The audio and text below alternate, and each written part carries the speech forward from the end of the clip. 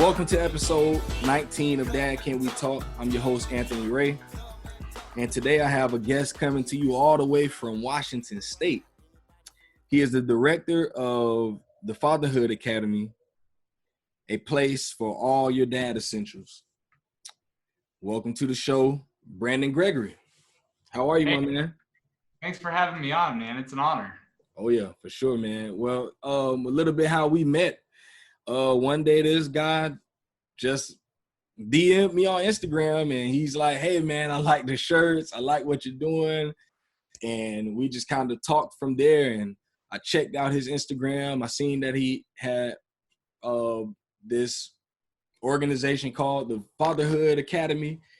And I said to myself, I have to have this dude on. I mean, it's only right. So before we get into Fatherhood Academy, my first question that I like to ask everyone that comes on the podcast, I like to go back. I like to know, what was your relationship like with your dad? Hey, man, that's a great question. It's actually one I ask a lot of guys because our relationship with our dad a lot of times forms our ability to be dads. Mm-hmm. And my story is that I have three dads. Wow. I've got my adopted dad. Mm-hmm. No, sorry, let me start at the beginning. I've got my biological dad, I've got my adopted dad, and then I've got my stepdad. Yeah. The holidays in my world are a little bit chaotic because I've got a relationship with all three of them. And all three guys, they played a role in my life, but really with having three guys filling that fatherhood role for me, it kind of left me without a stable relationship with any of them. Mm-hmm. So I had a hard time kind of navigating the manhood conversation. Yeah. I was hitting the teenage years, and I had these three dads, and I was like, how do I be a man? And then I got married, and I was like, how do I do this relationship thing? And then I had kids, and I was like, holy crap, I don't really want to mess things up because it left me with a lot of questions. Yeah. So my relationships with my dads, they were good. I know them all. I talk to them all. But none of them really were people that I could go to with my problems. None of them really were people that I could, feel comfortable sharing my beliefs with, my struggles with, my life with. It was always kind of a tentative, dramatic relationship.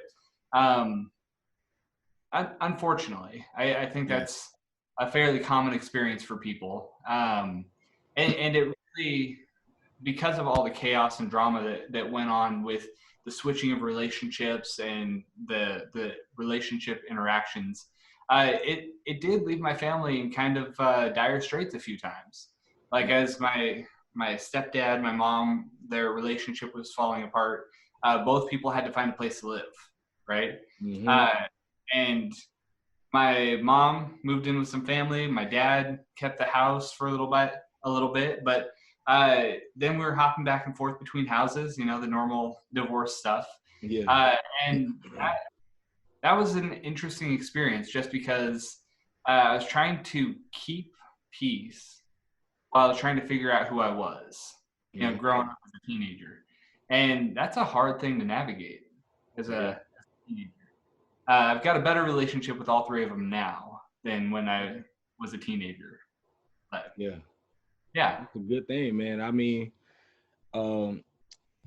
because when you look at that relation, I mean, I can see where you are with that, especially with saying that you have that better relationship now, because I didn't grow up with my dad, period. Yeah.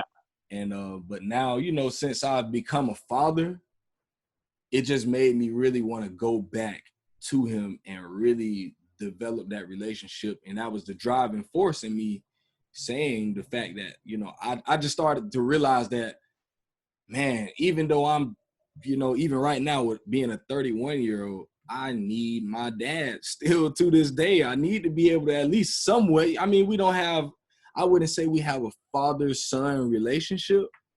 Yeah. It's more like a friendship, but it's better than nothing. Absolutely. And yeah, man. So that's definitely good to hear. Yeah. So we just went through Father's Day a little while ago, and I caught myself again Father's Day is kind of a weird holiday for me because I want to celebrate it for myself as a dad now, but I've also got 3 guys. And I caught myself again thinking, man, wouldn't it be cool to have a good like a good, stable, normal relationship with my dad? Mm-hmm. Like that was never an opportunity I really had. And like that's a feeling, a thought that's come up in me over and over and over throughout the years, especially as things get dramatic around Thanksgiving or Christmas or Father's Day. And that's not a good feeling. Yeah. I right on. There is a desire in us, like a need for a father. And we don't have that. We recognize that in the way that we process and do life. Mm-hmm. That's good, man. I mean, and I can even go, I want to go here just for a quick second, because I know you talked about your 3 dads, you know, your biological, your adoptive, your stepdad, but then you also have a 4th dad, you know, in our Father in heaven, you know, and that was that one thing, you know, when I really came into the faith, and I remember a man telling me, you know, I was kind of talking about me growing up fatherless, and well, I was still fatherless, you know, and the guy was like, yeah, bro, you shouldn't say that, bro. He's like, don't say it anymore, because right now you do have a father. He was like, you have your Father in heaven who loves you and won't ever leave me. And I remember just like something snapped in me. I'm like, man, that's so real. It just, and when it hit me in that way, you know, and that was one of those things that really made me start seeking out that relationship with my dad, because I'm like, you know, I wouldn't say that I hated him, but I'm like, you know, God still loves him, you know, past his faults and his failures. And I had to begin to love him in that way and begin to just reach out with him. And can you talk about that, you know, your relationship with God and how that has affected your experience with fatherhood? Yeah, man, that's such a good topic. That's such a good question. So I talk to a lot of guys about being a dad, and one of the things that I hear from dads across the board, regardless of how they grew up, is most guys will have a list of things that they say, I'm never doing this to my kids, right? I'm never going to leave them. I'm never going to hit them. I'm never going to mistreat their mom. They've got a list, right? Yeah, straight up. I had a list of, like, I'm never doing this to my kids. And the problem that I ran into, that I realized I was running into when I first became a dad, was that I had a long list of things that I was never going to do with my kids, but I didn't know what I was going to do. Right? Just because I know what not to do doesn't mean I know what to do. Exactly. And so I realized that the source of me figuring out my identity as a man is actually found in Jesus Christ, right? The way I love my wife as a husband, that is modeled for me in the way that Jesus Christ loved the church and humanity. Exactly. Even when we were sinful, he loved us. Right? And thank God our mistakes and our dad's mistakes and their dad's mistakes don't hold them back from that, right? From that relationship. And the same can be said for me as a dad. The place that I have to turn to figure out what it means to be a good dad is actually Jesus. Yeah. Right? Yeah. Because that's where I learn how to love. That's where I learn how to turn on my emotions and connect. That's where I learn how to communicate. That, like, there is no other place where we can look and find a healthy model for how to be a dad, for how to be a husband, and how to be a man. And that for me was absolutely essential. So the way I came to know Jesus was I was about 12, and I started questioning my purpose in life. I was like, why am I even on this world? Like, I don't really care about all the drama. I don't care about my grades. I didn't really have a lot of friends. And, you know, I was always nose deep in a book, but I didn't care about the stories. And so I started looking at different world religions. Mm-hmm. Loved Greek mythology. I love Celtic mythology. I loved all of these other religions in the way that they viewed the world. But then I had to ask the question, like, why am I here? Mm-hmm. And I realized that God had a purpose for me, and that the God who existed was actually the God of the Bible. Mm-hmm. He has revealed himself to us, even though we were sinners. And so, like, I love that. I love Jesus because he reached out to me and like took me on that journey of building that relationship with him. Mm-hmm. Uh, and that is so dramatically impacted my learning who I am and what I'm supposed to do on this earth, including how I'm supposed to love my kids. Because I think that's one of the most powerful journeys that we as men go on, is figuring out how to love other people and connect to them in a real way. Mm-hmm. Yes, sir, man. And there's nothing. I find it hard, like I always think to myself, if I didn't understand my spiritual being, I wouldn't know how to love my children. I wouldn't know what patience looked like. I wouldn't know where to draw that patience from, because it's a very difficult thing, even with knowing all of the things that I know, or maybe what it's still hard, and the only thing literally that keeps me sometimes, I'm like, man, it's like God always brings me back, after I tell my kids 5,000 times the same thing: clean up the living room, clean up the things off the floor, get the food. And I'm like, I can't say it any different way. Clean Yeah. up. And then they still don't do it. And then in that moment of me being angry, God would always remind me, man, you're just the same way. Yeah. You're the same way, man. You say you're not gonna do something and you still do it. You say you're not even gonna think certain things and you still do it. And it always humbles me and helps me realize that, I'm not perfect either. I'm just like, in God's eyes, I'm just like my children. I'm a child that is disobedient. I don't do things that I should do, that I know I should do. And and it's something that it would literally keep you humble. It keeps me humble and helps me realize that, sometimes I just got to be graceful, with my children, and understand, man, at the end of the day, I got a 7-year-old, a 3-year-old, and a 4-year-old. Of course, they don't listen all the time. Like 20-year-old men that don't listen to a teacher Right. or any sort of authority, Yeah. and I'm getting mad with a 4-year-old. Like, of course he doesn't listen all the time. Like, okay, Yeah. yeah. Yeah. So when I got married, I talk about it like God took a magnifying glass, like a times 10 magnifying glass, and put it over my selfishness, Mm-hmm.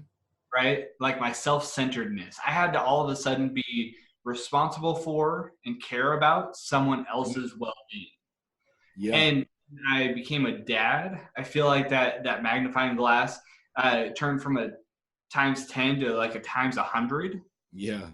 because like, man, it just shows you how selfish we are as people when there's someone in the other room sitting in their own poop at 3 Yeah. a.m. crying for you, and you're like, man, I don't want to get up. What do you mean you don't want to get up? Right? They've got a diaper and they're uncomfortable. Yeah. But 3 a.m., I don't want to get up. And I think that's part of the learning curve of just like, as we learn to be men and husbands and fathers, we learn how to love and put aside our selfishness. Yeah. There is a very real thing, I believe, of being a man, husband, and father. That is a sacrificial thing.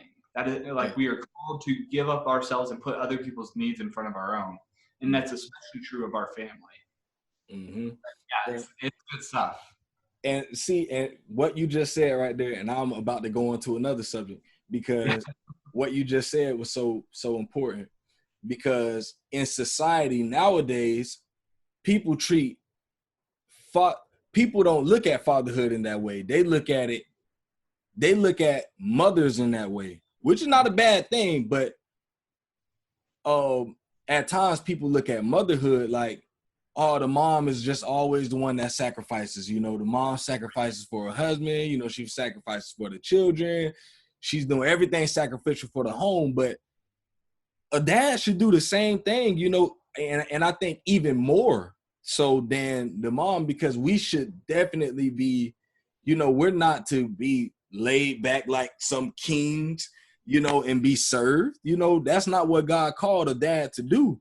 But I think that's the way that society sort of looks at dads today, like we feel entitled or something. And it's like, no, like I'm not called to be, I don't require my wife to make my plate for me. But then, like, I don't require that, because in reality, I should be serving her. I should be giving her plate. I should be giving my children their plate. This question came up to me before, once before, and a guy asked me, he said, who eats first in your home? And, he was just saying, me, I just like to get my plate first. Yeah. And I'm like, I could care less, bro. I don't care if I'm the last. Man, as long as I eat, my thing is I want to make sure my family is eating. I'm just thankful that we can put food on the table. Like I'm of no more importance than my wife or my children, And if I have to wait for them to eat, I could care less. I don't feel entitled or feel, like I'm some superior. Like, no, as fathers, we should be those people that that serve. That's what God has called us to do. And I don't think a lot of people look at fatherhood in that way today. Yeah. So there was a movie that came out, I think, back in the early 2000s. It's called Cinderella Man. Have you seen that one? I've never seen that. It's about a boxer back in the Great Depression. Fantastic movie about it's about a true life story. And there's a scene in that movie where the main character, they don't have any money for food. And they all wake up for breakfast, and mom serves the daughter some bologna and serves dad some bologna, and she has some bologna. And the little girl eats her bologna, and dad's got to go to work. He's got to go work on the docks or try and scrounge up some money for food. And she says, Mom, is there any more food left? And mom starts to tell her, no, honey, there's no more food left. And dad picks up his slice of bologna, drops it on her plate, and runs out the door saying, bye, I love you guys. And she's like, no, you need the food for work. And he's already out the door. And I remember watching that scene as a teenager and thinking, that's the picture of the kind of dad I want to be. I want to be the dad. Like, it doesn't matter who eats first, but if we're down to one piece of food, I'm eating last. Yeah. Like, that's the kind of love that not only God has shown us, but we should be exhibiting for our families, right? If there's one piece of food left, who gets it? And I think that in reality shows our selfishness or our selflessness. And I think it's a challenging thing to think through in the way that we spend our time and our resources, in who we play with and who we don't play with. Like, all of that kind of stuff, I think, is built into the DNA of fatherhood. Yeah, man, that's some good stuff. I know we just went on a whole other route than what we planned on going, but it was important. Very important stuff. Very important stuff. So I want to get back on track. What is Fatherhood Academy? Yeah, so the story of Fatherhood Academy, it's about 5 years old. The story is not Fatherhood Academy. I've been working at a pregnancy clinic called U Medical for the past 4 years. And my sole job here has been to help guys navigate pregnancy. So our clinic gives pregnancy tests, they give ultrasounds, lots of information, all that kind of stuff, STD testing. And a lot of times we'll have dads come in our clinic and just be deer in the headlights. Like, might have been an accident. We might have been trying for 10 years. Like, what do I do now that a baby's on the way? So we talked through their 3 options. Every pregnancy has 3 options. One's pregnancy, carry and parent. One is to adopt your kid out, and one is to abort, right? Yeah. Those are the 3 choices that come with every pregnancy.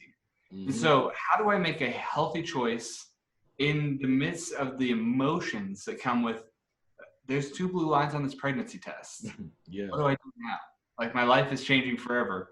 And I might not have intended it that way. So that was what I was brought on to do at U Medical. And so Fatherhood Academy is kind of the outgrowth of that program.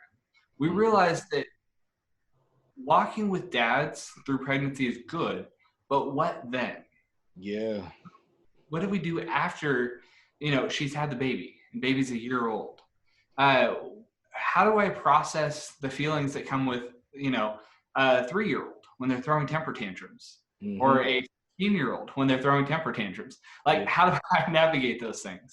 When I lose my job, where do I turn to kind of process those feelings and emotions? So we started doing dad training groups. We use a lot of material from the National Fatherhood Initiative. So they do a lot of research on dads and what makes them tick, what best practices. They're a great bunch of people over there. But we started running 24/7 dad groups, inside out dad groups for dads who are incarcerated. And we're going to be launching another thing here soon. But Fatherhood Academy was something that was kind of always on the horizon. It was always the U Medical Fatherhood program. Yeah. And once COVID hit, like all our restrictions here in Washington, we were pretty severely locked down here in Washington for quite a while. And I've got some friends over domestic violence services in a bunch of the government agencies here in town. And they were saying, there's a big spike of people with domestic violence calls. There's a lot of guys out there that are isolated and they aren't entirely sure where to turn. They've got to stay inside. Maybe they've lost their job or they're laid off or whatever. Where do we send them? Mm-hmm. And so Fatherhood Academy was something we were planning for the future to kind of house all of our work with dad groups and, that side of things outside of pregnancy and sexual health. That was all going to be kind of Fatherhood Academy. And so we said, you know what, let's launch it a little bit early. Let's launch it a little bit early. And our tagline is your place for dad essentials. Mm-hmm. Right? It's not a place for bad dads. It's not a place for guys who have absolutely nowhere to turn, right? It's a place for every dad. Yeah. We want to create a connection between the guy who needs a resource and that resource. So if they need a friend, we've got some dad groups where they can come, and even if they've already heard all the stuff before, they can come and sit around the table of guys who have been through life, who have different stories, who have different takes on world events, and say, hey, I need a friend. What do I do about this situation? Or, hey guys, I'm struggling with work, or I'm feeling anxious because my kids are at home with me all the time right now. So we set up some virtual stuff for people to kind of be able to connect with us via Zoom or kind of a telehealth call. We call them mansultations, which is a lot of fun. Yeah. It's kind of like the word we made wasn't really made up by us, but we found it online. No one else was really using it. Yeah. Mansultations is basically a consultation with another dad. Yeah. So if you need to connect with someone and talk through it, connect. If you need to hear a dad joke or see a friendly face, connect. Yeah. And the idea is just for any dad who needs to connect to reach out. So that's kind of what we've been working on. But yeah, the idea of Fatherhood Academy is your place for dad essentials. Mm-hmm. And that looks a lot of different ways. Yeah, that's good, man. That's definitely something that's needed.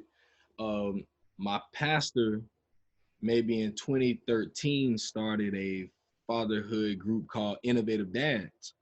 Oh, cool. And they did it. He was doing a lot of the stuff that you were talking about. The 24/7 dad. We had a chapter of All Pro Dad. Mm-hmm. We did some stuff. We had a lot of the material from the National Fatherhood Initiative, and Yeah. some good stuff, man. Really good stuff. And that was like my first, because I had my first child in 2013. Hmm. And so right when he started it, I had been a dad for like 5 months. It was so it was everything for me, because like you say, I didn't know a lot of stuff about being a dad. I'm like, I think the first time I put on my daughter's diaper in the hospital, I put it on backwards. I don't even know how I did that. And it was like, and my mom was like, no, it goes the other way. And I'm like, I don't know. I don't know, and there was just so many things I didn't know, like you say, my wife and I, we alternated. Like one night she would sleep throughout the night and I would have to be in the living room with the baby. And, the next night, vice versa. But I remember on one of my nights, she was crying. Man, I had no idea. I'm like, how do I stop a baby from crying? Yeah. I'm doing everything. I'm trying to give her the food and I'm patting her back. I'm holding her. I'm getting up. I'm walking back and forth. And I'm like, I don't know. And I remember feeling so anxious. I was like, I experienced that anxiety. Like, what do I do? Like, is she dying? And so I started thinking there was something wrong with it. Like, maybe she's like hurt and she's about to die. So I called my mom. I'm like, hey, Ma, I think I'm about to take her to the emergency room. She's like, what's going on? Why are you taking her to the emergency room? I'm like, she just won't stop crying.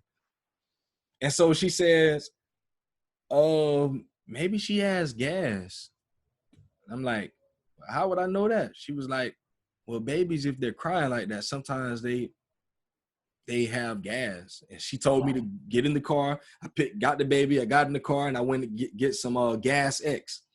Oh, yeah. And when I gave it to her, bro, it was done just like that. Yeah. And I'm like, wow, just something that small. But I had no idea. And I wish, at that time I had a dad that I could call, and say, hey, Dad, I don't know what to do, but I thank God I did have my mom there, and I didn't want to wake my wife up about it. Right. And, my mom walked me through that. And from there, she used to always tell me, at some point you'll learn your child's cry. You'll know when she's hungry. You'll know when there's something hurting her. You'll know if she just wants to be held. And I'm like, come on, all the cries sound the same. But as I got, used to it, I'm like, wow, I really know right now she's hungry. Yeah. It just became something that you knew. And, so things like Fatherhood Academy is so important as a resource for dads, because a lot of us don't know. We literally have children and we have no idea on how to take care of a child and how to troubleshoot. I call it troubleshooting all the time. How do you troubleshoot, when you have a baby, and that baby will not stop crying or whatever the case may be. And yeah, man, I love what you're doing, man. It's so needed, man. Yeah, thank you. And like I said, the reason I'm involved with all this is because I was going through something like that on my own. Yeah. Right? They don't come with manuals. They don't come with instructions. And I started at U Medical a month after my daughter was born. Yeah. So I was not the dad expert by any stretch of the imagination. I'm still not, right? But part of our journey is that we're doing this together, right? We aren't designed to do life by ourselves. And so having a place to turn, having some guys who aren't going to be like, oh, dude, you're a bad dad.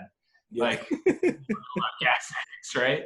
No, that's a real question. Like, you need to be able to troubleshoot, you need a place to ask questions, and to even just process. Like, I'm really frustrated that my kid's not stopping crying. I need to get some sleep. Yeah. And just being able to put that out there and have people are like, yeah, that's hard. Try some gas X, burper, whatever you got to do. But having people to do that with is something that is kind of rare because we as guys in America, we aren't super good about having friends that are close. And Exactly. families, sometimes the reality is they're broken. Yeah. Uh, we as humans are very good at breaking stuff. Yeah. Uh, so having a place that's outside of all that, you can call and just be like, hey, this is what's going on. What do you think? Yeah. It's kind of the idea behind Fatherhood Academy. It's Yeah. dad essentials for every everyday guy. Yeah, man. That's good, man. Or a little later on in the show, I'm gonna make sure you definitely give people, something that they could find, the ways that they can find Fatherhood Academy, because I would encourage any dad out there, if you feel like, you like, you don't ever have to feel like you're alone, like every time I mentor a young man who has a child, my major thing is always, don't ever be afraid to ask for help. I've been mentoring this young 23-year-old guy, and he just had his first child, and he came over to my apartment with his child. She's a little baby, maybe about 3 months old, and she was crying. She just seemed like she was she was just kind of having a fit. She wasn't really crying, but she wasn't comfortable. And so I could tell he really didn't know which way to, really know what to do with it. So I kind of got her from him, and I laid out a sheet on the floor, and I laid her on her stomach, and I just, just gently rubbed her back, and she was good. And I was just telling him why I was doing what I was doing, telling him, just, this is why you should do this. And he was like, man, I got to be honest, I don't really I don't really know what to do with a baby. Yeah. I'm like, okay, yeah, a lot of us don't, bro. I'm like, you don't have to feel like, don't feel embarrassed, and I kind of just talked with him about that. Like, bro, I didn't either, and it's okay. It's okay for you to say that. And you can tell he was just kind of embarrassed to tell me that. And I'm like, that's not embarrassing. Like, you've never had a child, and I know his background. And I'm like, I wouldn't expect for you to know these things, bro. I mean, and it's okay, and it just kind of made me think, like, man, how many men feel like this, feel like, oh, I really need help. And I have even having a man, I have a man in front of me right now who has 3 children, and I still don't want to ask him for help. Yeah. And I'm like, man, it's a lot, man. It's definitely something that we must continue to do. Like you said, we're not built to do life alone. Especially when it comes to manhood, man, and fatherhood. We have to be here for each other. And that was one of my things with this podcast. I wanted a place where men can come and just talk. We don't have to be embarrassed about anything. No one, I'm not here. I'm not a perfect dad. No one is. We all have our ways.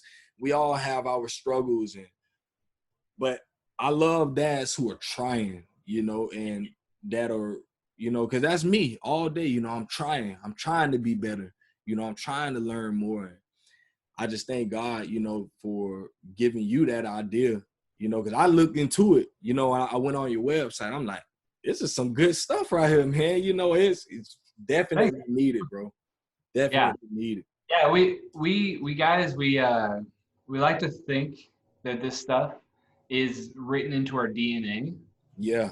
We like to look like we got it all together.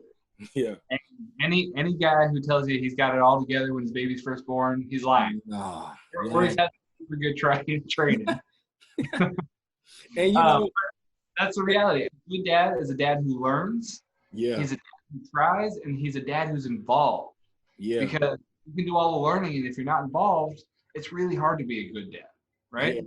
Yeah. And so, like, having those 3 pieces of learning how to learn, learning how to try things, and then learning how to be involved. Those three things are absolutely essential pieces, Mm-hmm. and that's learning to be able to be good at that.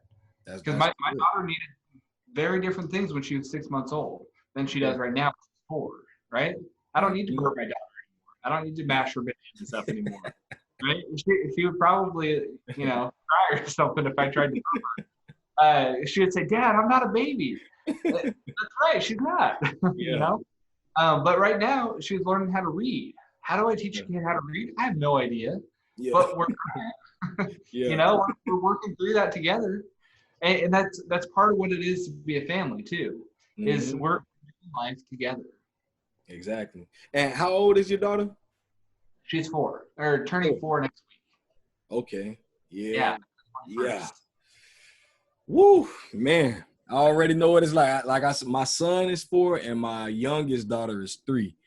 So Okay. yeah, man, it's that age. I actually love that 4-year-old stage because they're so funny at that stage. That there's like just starting to get into that question asking stage, where everything is, why is this, daddy? Or how do you know this? Or, my Yeah. son asked me some of the most off the wall questions. And I'm like, where in your brain are you getting these things from? Yeah. That's Man, awesome. he said this to me last week. He was playing around the house and he busted his eye open above his eye.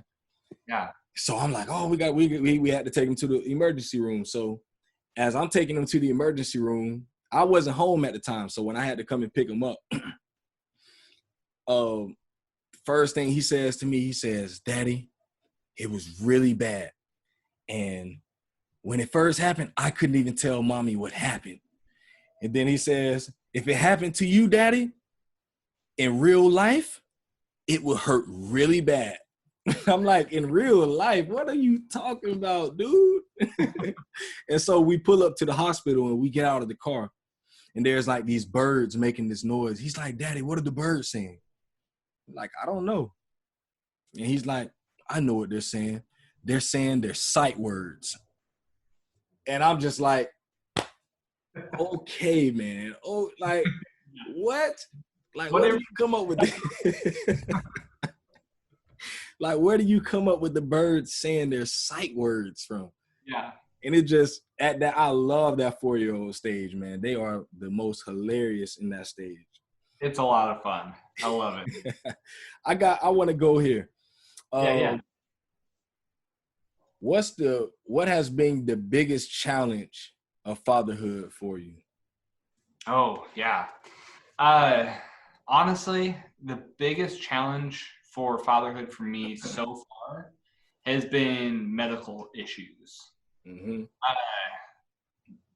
For me, there is nothing harder than watching my kids struggle and be in pain when I can't help them. Mm-hmm. My daughter when she was first born, she had a tongue tie that kept her from eating. Yeah. And that is like, talk about trying to figure out what to do when your baby's crying. There was nothing that would help because she was just not getting enough food. She couldn't latch to breastfeed. She wouldn't take the bottle for milk because she couldn't. Like, it would keep her tongue from forming a latch on whatever. And so she was always trying to eat. She was always hungry and she was always crying. And that was tough. That was pretty tough.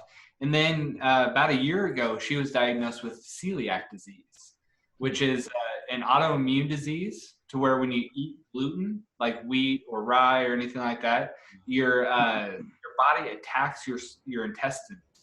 It kind of smooths out the surface of them to where your body just can't digest food anymore, like to the point where it should. And there was some pretty serious health complications that came with that.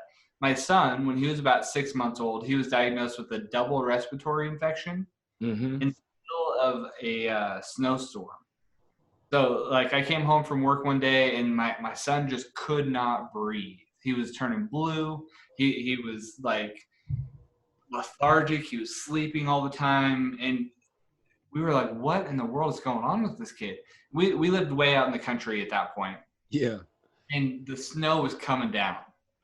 It was like we were getting dumped on for whatever. We lived in the desert. This never happens. But for whatever reason, that weekend we were getting like a foot of snow. It was nuts. We were like, if we don't get into town now, we're gonna have an ambulance try and get into our house and out again if he takes a turn for the worse.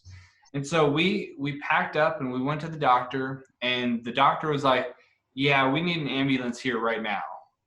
And I was like, holy crap. And so they called an ambulance. My wife rode with my son, and they took him over to the hospital, and we all got there safe and sound. But then the doctors and nurses in the ER were like, he's probably fine with this treatment, and da da da. And every half hour or so, his oxygen level would crash. And we were like, no, he probably needs to stay here a little bit longer, because if we get trapped out there, like, it could be really bad. Yeah. And they finally admitted us. They saw what we were seeing. They were like, yeah, we need to. And so they diagnosed him with a double respiratory infection. And between those three incidents, the hardest thing for me is when I'm helpless, Yeah. when I don't know what to do, or I know what's going on and I can't fix it, right? We try our hardest as dads to protect our families. But sometimes there are situations where it is just totally out of our control. Those are situations where often we turn to the things that make us feel good, right? My relationship's falling apart. I'm going to go sleep with this other person, or I'm going to turn to porn, or, my job is falling apart, so I'm just going to stop going. Like the hard moments like that where you're helpless, I think are the absolute hardest for me. Those are moments that we really, truly have to turn to God, because we know that He is in control and we know that He is good. But that does not change the feeling of being hopeless. That doesn't change the suffering that can happen in this world. And so I know that's a very long-winded answer to your question. That's good. Yeah, that is by far the most challenging thing for me as a dad. That's a good man. That's definitely up there on the list, man. That helpless feeling, like you say, it's nothing like it. Knowing that you like you say, when you even know what's going on. Mm-hmm. And with that, it's like, but even though I know, I don't know what to do, that's, man, yeah, that's, my daughter broke her hand maybe about 2 years ago. Well, last summer, actually, she broke her hand, like right when summer started, like the last day of school, she broke her hand. And man, I was like, what? And it was like just seeing the pain that she was in, and like, I don't know what to do. All I could do is take her to the professionals. But at times I wish that I could have done it. Like, I wish that I could just heal her in that moment, just make the hand just be back to normal. Right. And I remember, a couple of times, just listening to her explain her pain that she was in, and I cried a couple of times, like, man, God, like, what's, and she was so sad because she was planning on having, going through swimming lessons that summer. Yeah. And when I told her that, the doctors were like, she couldn't swim or anything. And she was devastated, man. Right. And all she could just she asked me, why, Daddy? Why does this have to happen to me? And I'm like, baby, it's only going to be for a couple of months, it'll get back better. And, you can still go through swimming lessons whenever, all of it is done. We just right now, you can't do it. I wish we could. Yeah. And just hearing her just like cry about that, and just all of these things she kept saying, she felt like, all bad things always happen to me. I always hurt myself. And I'm like, don't say that stuff, man. it is a part of life, you know. Right. Yeah, that was hard, very, very, very hard to watch her go through that, man. So Yeah. and that's like nothing compared to what you went through. To me, that's like on another level right there, bro. Yeah. I think it's a reality of like the world we live in. We try our absolute hardest to protect our kids, but like even what my kids went through, like I know dads who their wives miscarried, their girlfriends Man. miscarried, and Mm. their kids, other dads, their kids got cancer, Yeah. and the dad's like there's an accident, and you know just the reality of our world being broken is Mm-hmm. so hard because I can't protect my kids from it, right? I can teach them the best way that I know how to turn to God because He is the only one who can turn something horrible and broken into something that is restored Mm-hmm. for glory, right? Like He is the only one who can do that. But man, that sure doesn't change the fact that we're going through it, right? Yeah. My kids had it easy compared to those other situations, Mm. but still doesn't feel good, Yeah. right? It's Definitely. still hard to have those feelings, have those emotions, and to be the dad in the situation, right? Mm-hmm. To be the one who is there and helping lead the family even through grief and loss. Yeah, that's rough, Yeah. Yeah. challenging. Now on a lighter note, let's go. Yeah. What has been your proudest moment as a dad? Yeah. So you sent me this question, and I've been struggling all weekend with it, man. So I really enjoy my kids. Mm-hmm. My daughter, we call her our little monkey princess, and Yeah. she is princess. She is girly. She loves pink and like Frozen and all those things, right? And she loves to dance and sing and argue. She she is loves to argue. And my son, he is. We call him our little paladin prince. I also call him my baby barbarian Yeah. because he likes to headbutt stuff. He likes to headbutt the wall. When he's eating, it's like fistfuls. You know, he's just a brute sometimes. Yeah. And so I love hanging out with my kids. They are cool little people. Yeah. So it's hard to choose a thing that I'm the most proud of. But I will say that when my daughter was going through the celiac stuff, trying to figure out what she could and couldn't eat, what stuff was cross contaminated, what stuff that she is just never ever going to eat again, and watching her process the loss, I think that made me really, really, really proud because Mm-hmm. I could see that she wanted it, but I could also see her making a choice Mm-hmm. to not throw a fit. Yeah. Like you can almost see it in her of, okay, I'm not eating that macaroni and cheese again, Yeah. or I'm not eating those pretzels again. Even though I love those pretzels, I'm not going to eat those again because I know what they'll do to me.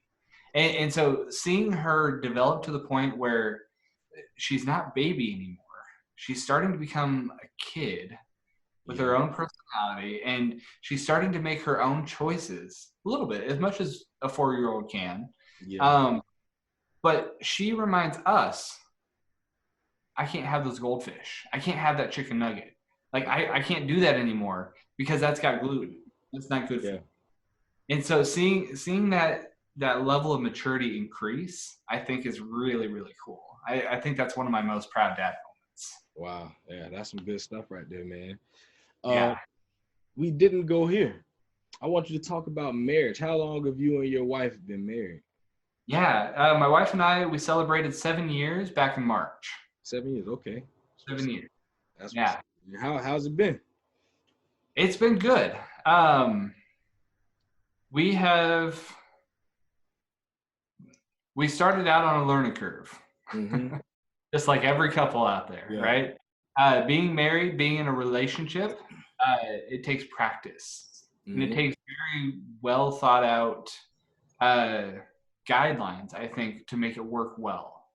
My wife and I, we had a very wise premarital counselor sit down with us before we got married, and he said, "Have some rules to fight by.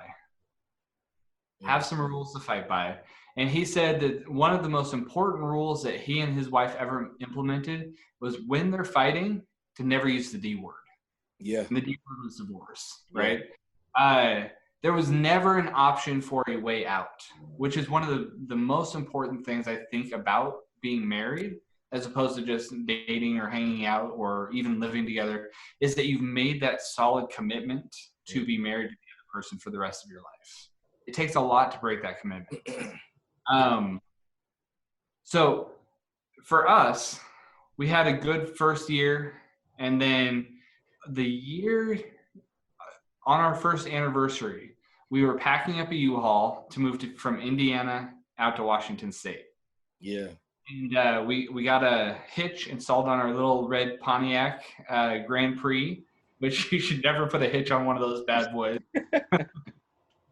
But we drove that little Pontiac across the country with a little 4x8 trailer that contained everything that we owned. Yeah. We felt that we were supposed to be out here. And after we made that move, it was tough because my job fell through. The job that I was supposed to be working fell through. They didn't want to pay me until we actually started selling stuff, which, you know, if you're putting hours in, that's not cool. Yeah. I still had bills to pay. And we had just moved across the country. So we had incurred some expenses with that. And she was rightfully upset. I think we moved very quickly. And there was a moment in that time of just struggling with the move, processing through that, where we were at each other's throats. And both of us, we weren't entirely sure why. I think both of us went through a season of depression or just grief and loss a little bit, because our hopes and dreams, they didn't work out the way they were supposed to. And I remember sitting down with my wife and I said, "Do I need to buy you a plane ticket home?" Not that we were getting divorced, but like, do I need to send you back? And she was like, "No, I'm here. I'm committed to you. Like, we are husband and wife and we will get through this." And having that conversation, we were sitting down by the river at a park at a picnic table, having that conversation with her, I think was a major upside for our marriage. Like we look back on that and we say that was one of the darker periods. Then we've had 2 kids. Pregnancy is what it is. It's not easy all the time. Having kids can be tough, but when both people are in it 100%, it makes it easier to navigate those things, right? And I feel like talking about it in that way makes it seem like we've got it all figured out, and that's absolutely not true. Both people need to make the conscious choice to be married and to put the other's needs before their own. Yeah. That's the model that we're given in the Bible. In Ephesians 5, Paul says, "Husbands, love your wives as Christ loved the church." Well, Jesus was on a cross. He was executed and tortured for the church. And he took the weight of their sins upon himself and resurrected again, right? That is the way he loved the church. Even while we were still his enemies, he loved us. And he also says, "Wives, submit to your husband," right? And he points back to creation, where God says to Adam, "This is your helpmate, the person who is to complement and come alongside you." And those two things, both of them mean 100%, right? Both both husband and wife are to love 100%. One is not domineering or abusing that, but it is a beautiful picture of both people coming together and becoming one and complementing each other where the other is lacking, right? Mm-hmm. And that is such a beautiful picture of what marriage should be by God's design. And that is not the reality all the time, right? We're learning and we're growing in that. But it's good.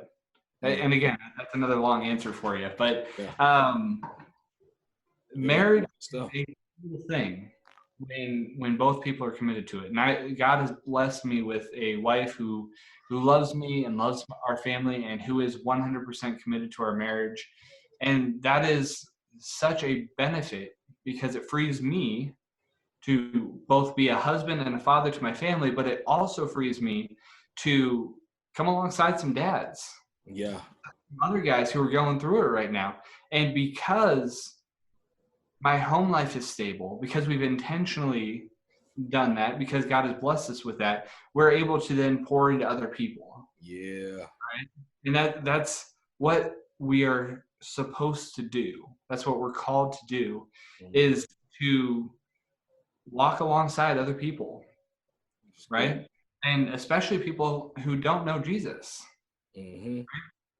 We aren't spiritually healthy if we don't know Jesus. And so coming alongside people who don't know him and saying, hey, look, this guy over here, he died for your sins, even though you were his enemy. Mm-hmm. Right? And all he requires of you is for you to place your trust and your faith in him. And he promises that blood debt that you owe, he's already paid the price for that. Mm-hmm. And that's such a beautiful thing. Mm-hmm. Yep. And man, that is the beauty of marriage, man. You know, the beauty of marriage to me is the fact that it's so ugly. Yeah. You know, the beauty of it, you know, the beauty of the relationship between Christ and the church, it's so beautiful because it's so ugly.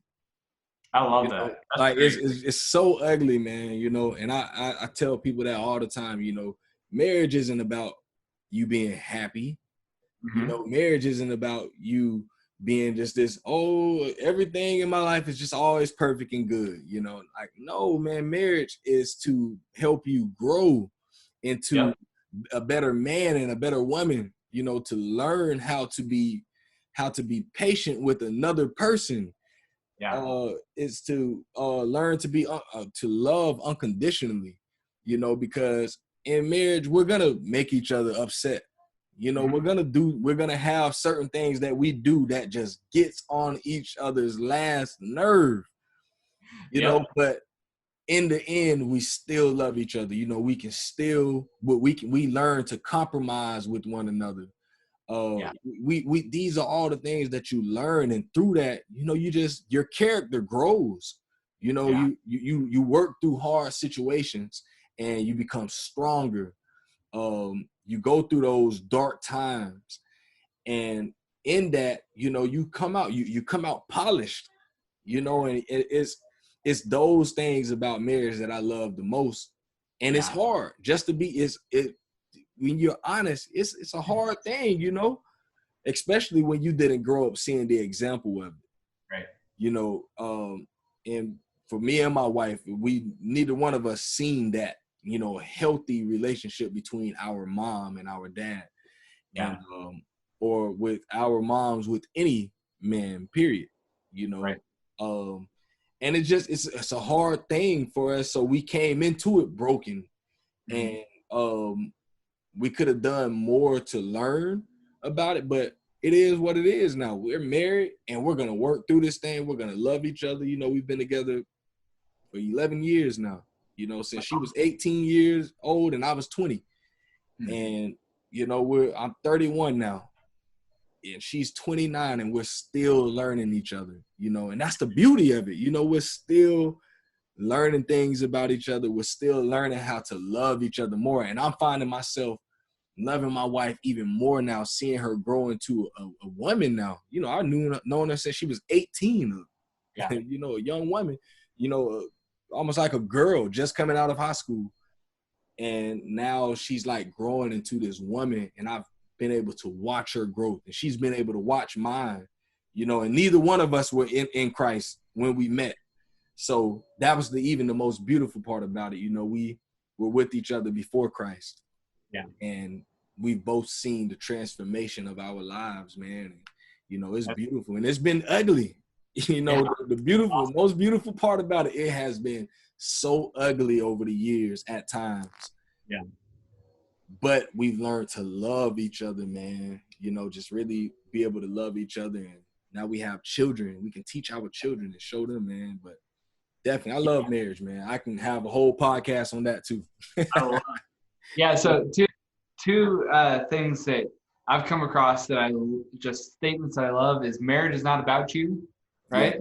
Yeah. It's not about you and your happiness. Yeah. There is a time for your marriage outside of even your family. Mm-hmm. At the very least, it's not about you. Yeah. It's not her, right? And from just a statistic research standpoint, our relationship with our wife, the mother of our kids, is the number one factor in whether or not, or in how involved we are, right? It's not even a legal thing. Just, I'm out of the house, I'm out of the house. I'm not there for bedtime, right? And the second thing is, I think it was Timothy Keller. He said that marriage is two broken people being made into one. Yeah. And how can we expect that to not be messy? Yeah. Right? Two broken sinners being made into one. I mean, that's a recipe for disaster outside of Christ. Exactly, man. Exactly. That's some good stuff right there, man. For those listening, you know, all these things on marriage, don't let it scare you away, but let it, if that's where you're going, what you're headed toward, and you have that man or that woman that you do want to spend the rest of your life with and that you do love, go for it, do that, but do it in Christ. I don't know how you would do it without Christ. I don't know how, but you can go for it if you want, but I wouldn't advise that.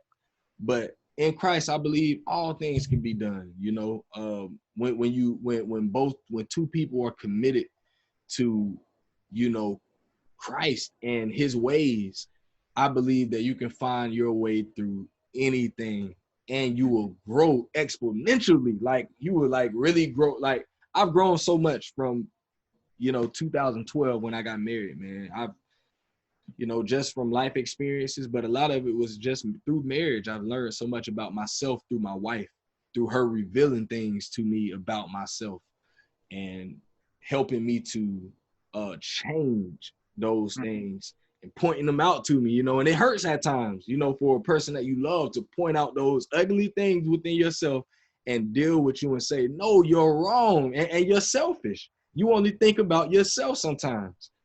And as much as I get so angry when she would say stuff like that, but I can't deny it. I'm like, no, you know what? She's right. You know, she's right. And I work to fix those things.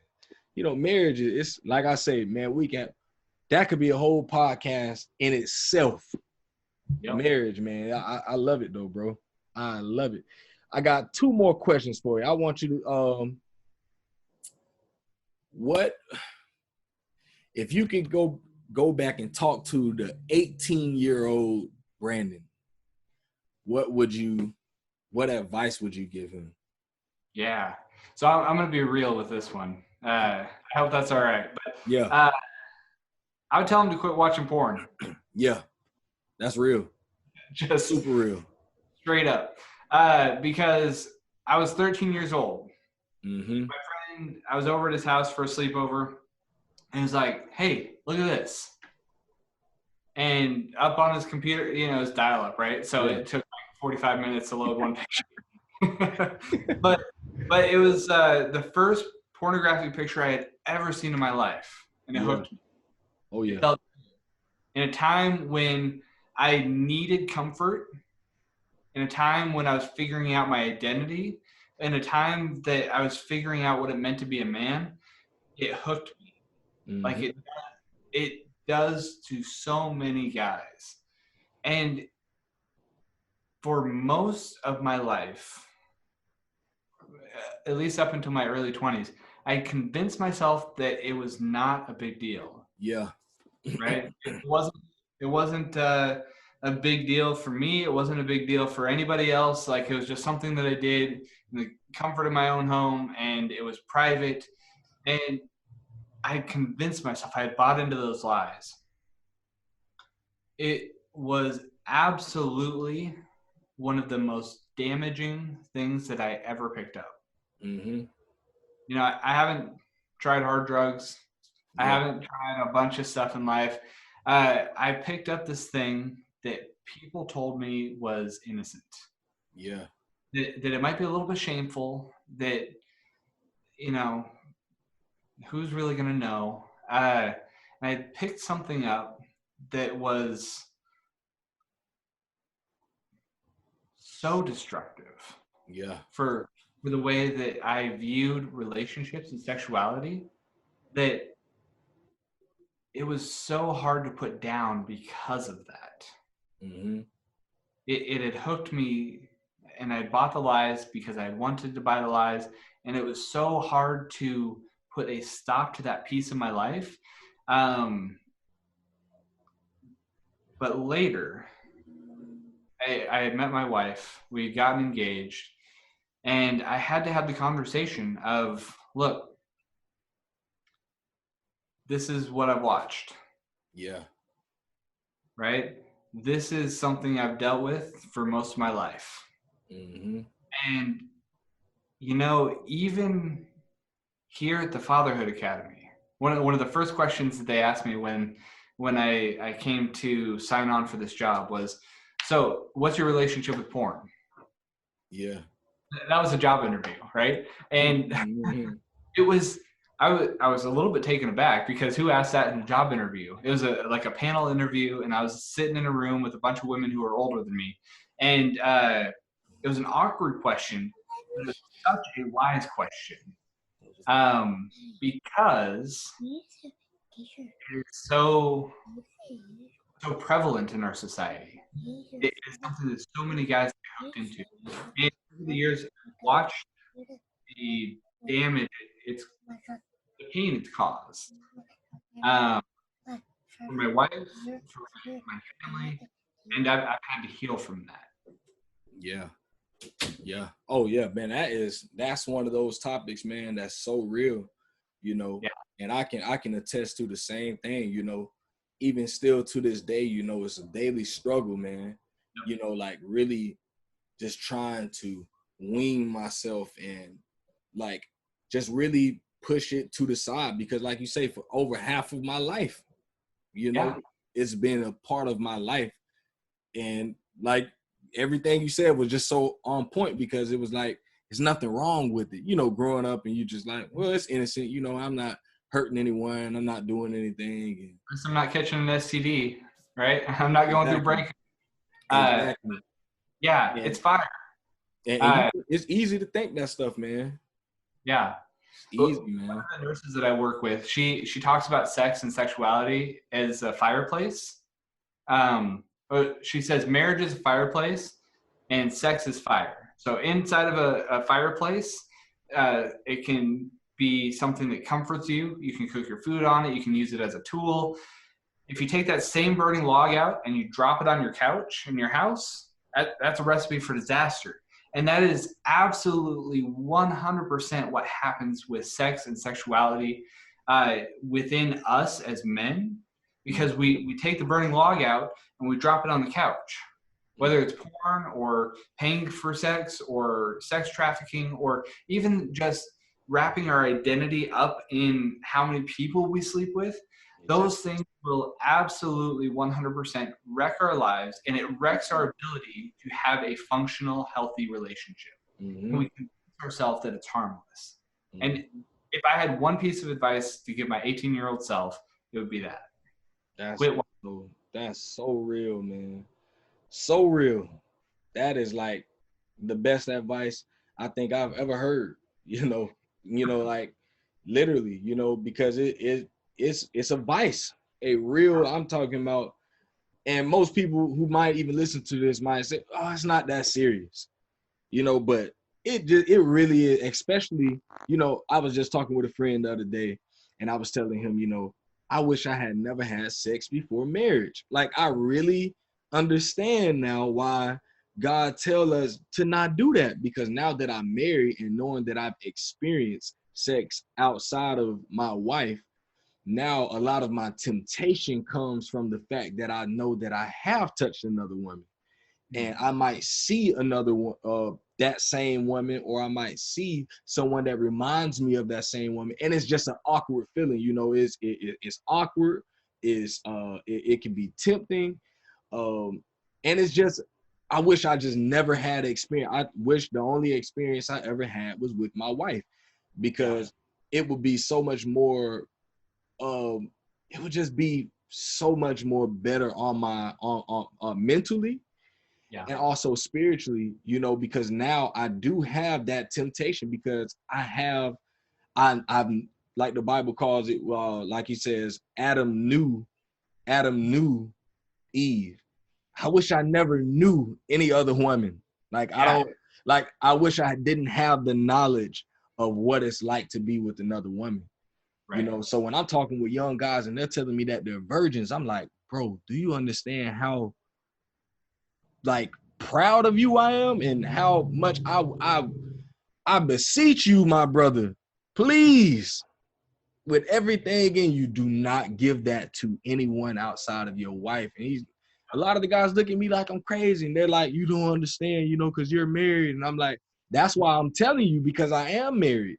And Yeah. I didn't follow this advice. You know, I didn't have someone telling me that.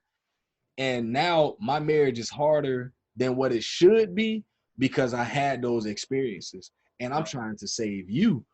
And it's not, and it goes past just physically having sex with a woman.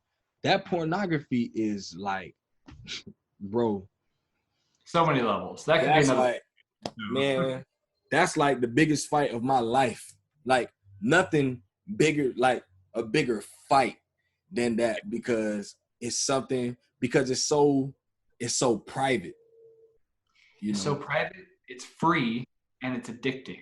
and And it tricks addicting. your brain. And you know, my wife, when we first got married, this was not a part of her life at all. She was a virgin. This is not something that was a part of her wheelhouse. And that was such a gift she gave to me. Yeah, And man.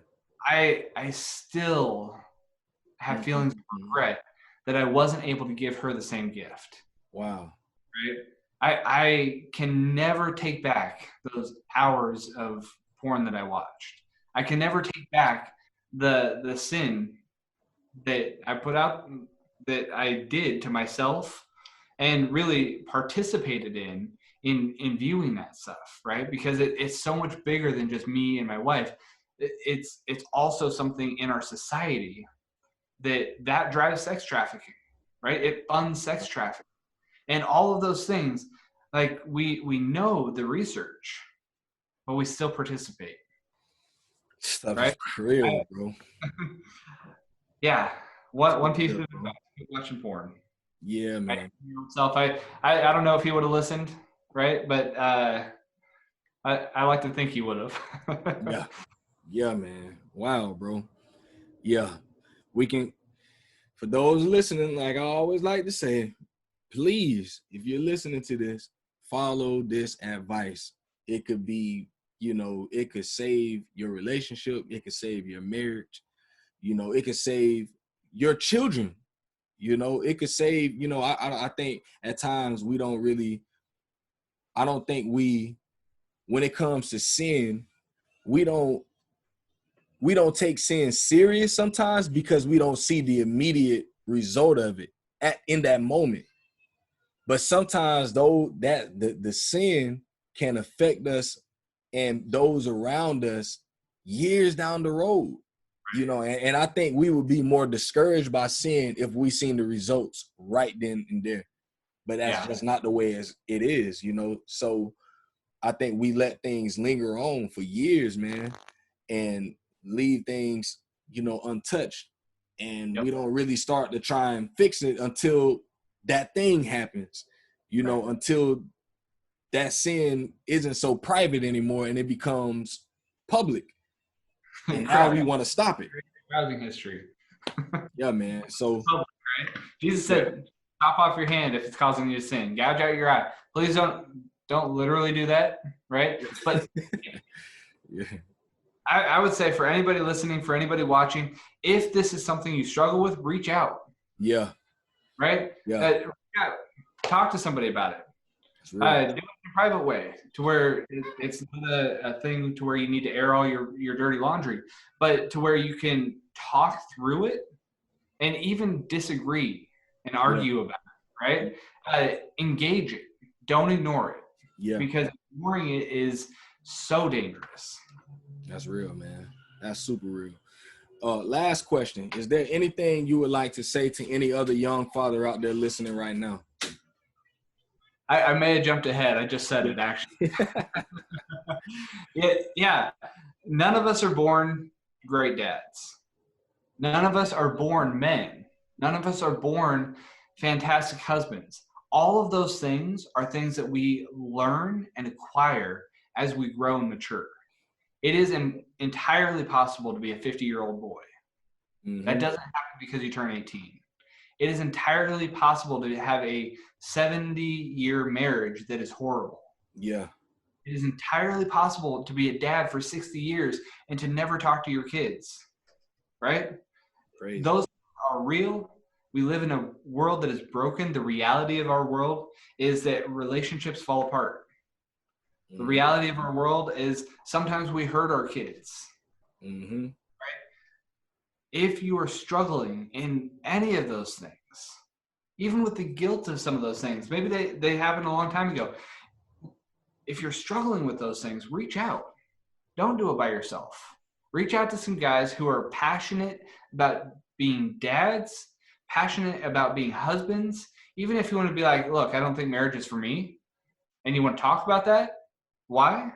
Or what's the difference between being married and living together? If you want to talk about those things, that's great. That's awesome. Lean into that. Leaning into those things and learning about what makes this world go around in a healthy way is so important. That's such a valuable thing for us as dads to engage in. Ignoring problems, being passive with them, is a surefire setup for failure. If you want to make sure that you fail, man, husband, and father, be passive. Ignore your problems. Don't reach out for help when you need it. Mm-hmm. So yeah, I think for anybody listening, that's my takeaway. I work with a lot of dads all the time, and it is so hard sometimes to take that first step and just be like, hey, this is what I'm struggling with. Yeah. Right? But often that is the hardest part. After that, you got an ally. After that, you got a friend. After that, you got a safe place to go. Yeah. But all the way up until that, nobody knows. We're good at putting on that mask. Very good. Very good, man. Wow. Yeah, this was a treat for me, man. Me too, man. Thanks for having me on. This is fun.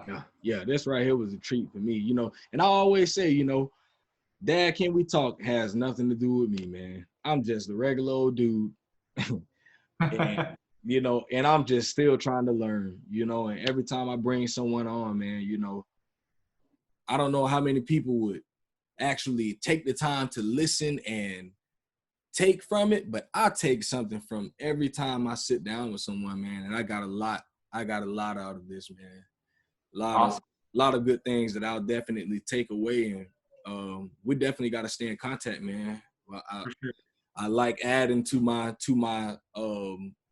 accountability and my support group as a dad and as a man, and also as a minister, man. I need other people spiritually in my corner, man, that I just like having people, because my man's on the east side over here might not be available to me. So I might need somebody on the north side or on the west side or on the south. I need someone in all different places in case I can't reach certain people. Right. So, yeah, man, we definitely got to stay in contact, bro. Seriously. Love it. Definitely appreciate you coming on the show, man. Give everyone your social medias and your website and everything so that they can know how to contact you about the Fatherhood Academy. Yeah, absolutely. So I'll do the Fatherhood Academy thing first. Mm-hmm. Fatherhood Academy, search it on Facebook, Instagram, and online. You should find it. The website is fatherhood.academy. Super easy. No .com, no .org, nothing like that. Fatherhood.academy. And that's how people can sign up for the mansultation, for getting in touch with me, any of that kind of stuff. So we should be pretty easy to find. We've got a pretty active Facebook and Instagram. I like to try and put out useful things. So things that, like, a couple weeks ago, we put out a blueprint on how to build a blanket fort with your kids. Everybody's in the house right now. So just some fun ideas like that. We talk about fun stuff. We talk about serious stuff. If anybody wants to find me personally, I'm less active on my personal stuff, but it's at Seminary Dad because I'm in seminary and I'm a dad. And probably after I graduate next year, that'll be a little bit more active. But either way, both of those ways come to me. So sounds good, man. Sounds good. Well, yeah, man. I'll definitely after this, make sure I write you, man. Get your number, man. We got to stay in contact. Seriously, man. I love it.